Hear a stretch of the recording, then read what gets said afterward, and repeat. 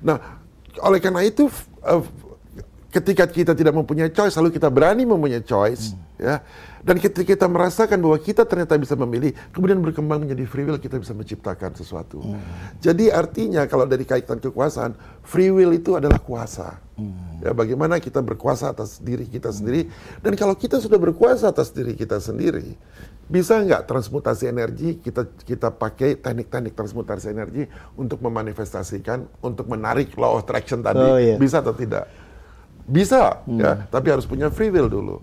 Oleh karena itu, pencerahan itu sebenarnya bagaimana melihat apakah kita sekarang terkerangkeng, ya, tadi tidak punya choice menjadi free will. Oke, setelah itu kita sadarkan. Law nomor 7 ada, semua itu hanya bisa terjadi, kamu sudah punya free will, kamu mengerti transmutasi energi, tapi hanya bisa termanifestasi kalau ada law nomor 7, yaitu law of action. Jadi aksi itu menjadi penting. Jadi bukan hanya kita punya free will, lalu kita cukup bilang kun fayakun saja gitu ya. Tidak, karena kuasa kita belum sampai kun fayakun. Kalau kuasa kita sudah sampai kun fayakun, itulah actionnya. Kun fayakun itu adalah actionnya. Tapi karena kita sebagai manusia yang diciptakan oleh, atau manusia ilahi lah saya bilangnya, kadar keilahian kita belum setinggi itu. Makin tinggi kadar keilahian seseorang, dia makin cepat mengatakan kun fayakun, makin cepat terjadinya. Tetapi makin rendah keilahian kita, maka untuk memanifestasikan sesuatu juga akan makin lambat. Oleh karena itu, free will itu merupakan tolok ukur bagi kita, ya, untuk melihat sampai seberapa besar tingkat keilahian kita. Semakin besar tingkat keilahian kita, law of action-nya semakin berkurang energi yang harus kita pakai. Jadi kalau di sini harus kerja 24 jam, ya. Tapi kalau free will lebih meningkat, kuasa meningkat, juga nggak perlu 24 jam. Mungkin kerja cukup 12 jam. Atau mungkin kalau dulu kerja harus setiap hari, mungkin kerja cukup mungkin 1 minggu dalam 1 bulan. Kalau dulu harus ke kantor, ya, cari-cari jabatan, mungkin sekarang nggak usah ke kantor lagi, cukup di rumah, dan cukup dengan ide-ide bisa dengan action bisa menarik sesuatu. Kalau saya cukup ke studio aja deh. Cukup ke studio di sini, ya. Nah, itu adalah law nomor 7, law of attraction. Nah, law of action.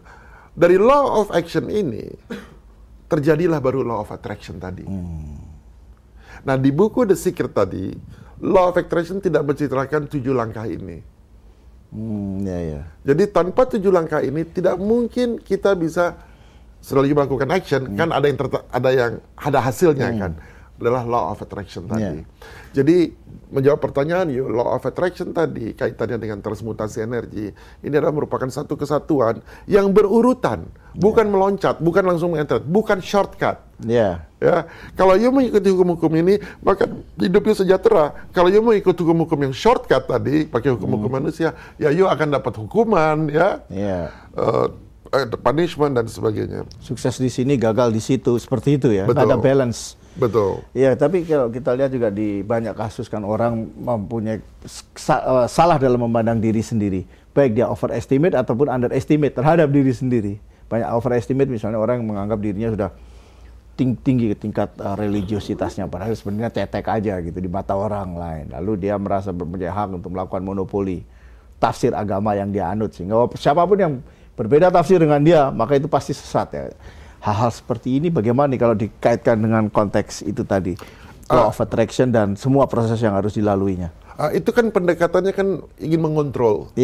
Paling gampang mengontrol satu society atau satu kelompok masyarakat atau bangsa dengan apa? Dengan memberikan fear, rasa takut. Jadi ketika ada satu gerakan yang tidak disetujui oleh satu gerakan agama, dia mengatakan ini sempalan. Ya, ini sempalan. Ini kenapa? Karena dia takut hilang kontrol. Ya, takut kehilangan kontrol.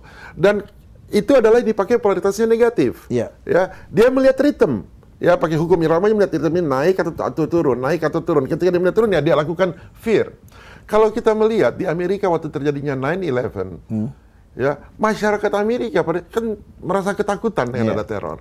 Ketika masyarakat Amerika ketakutan, Presiden Bush bisa bikin policy apa saja untuk mengontrol masyarakatnya kan? Iya, betul. Ya, termasuk untuk menyerang Irak, termasuk untuk bikin Patriot Act. Masyarakat iya saja, karena walaupun kebebasannya diambil dengan Patriot Act. Iya, jelas. Ya, tapi dengan diciptakannya fear, mereka bisa berbuat seenaknya. Oleh karena itu ada teknik yang disebut you have to create problem to solve your problem. Ya. Jadi kalau kita ingin mengontrol, ya katakan ada gerakan-gerakan, kita create aja problem. Sudah itu seolah-olah kita yang men-solve. Ya. Ketika rakyat ketakutan, kita yang men-solve. Sama, teroris demikian juga. Ya, untuk mengontrol masyarakat, ciptakan saja terorisme. Sudah itu kita yang memberantas terorisme itu, paling yang sebenarnya menciptakan kita juga. Ya, baik di keluarga. Jadi kalau misalnya teknik suami istri lagi bertengkar misalnya ya, ini namanya teknik transmutasi energi. Ya, untuk mengontrol sang istri itu ciptakan teror, sudah itu you kontrol. Tapi itu kan polaritas negatif. Iya, betul. Yang you pakai. Nah, oleh karena itu law attraction tadi nomor 8 belum selesai, Pak. Ada law nomor 9, namanya law of relativity. Hasilnya relatif. Jadi walaupun you sudah mempraktekkan langkah-langkah ini dan sudah ada law of attraction, hasilnya belum tentu sesuai dengan keinginan you. Nah, kalau itu tidak sesuai dengan keinginan, di mana salahnya? Kita evaluasi lagi. Betul nggak frekuensi kita udah cocok? Betul nggak polaritas yang kita pakai? Ritme yang kita sudah pakai, betul tidak? Transmutasi energi, teknik yang kita sudah pakai, belum tidak? Ini dipakai untuk mengevaluasi terus, gitu. Kira-kira demikian. Ya, oke. Menarik sekali Pak Richard Klaproth. Tapi penjelasan nanti aja setelah sesi berikut ya. Oke. Pemirsa dimanapun Anda berada, Anda jangan kemana-mana, karena setelah pesan berikut kami akan segera kembali.